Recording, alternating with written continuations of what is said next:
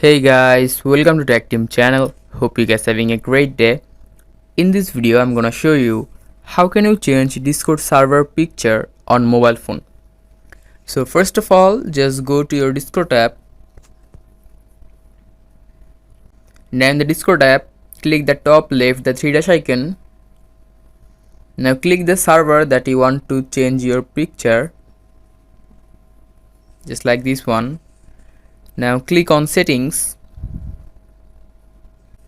Now here you can see the server picture in the top. Just click on it, and after clicking it, here you can see you can choose a picture from your gallery, file manager and photos. I'm just choosing a picture from my gallery,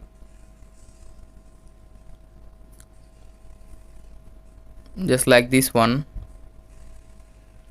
And after choosing, just click the top right done.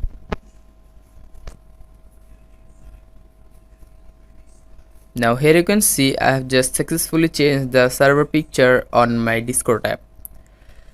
So guys, hope you find this video helpful. If you find this video helpful, then give a thumbs up and don't forget to subscribe the channel. Thank you so much for watching the video.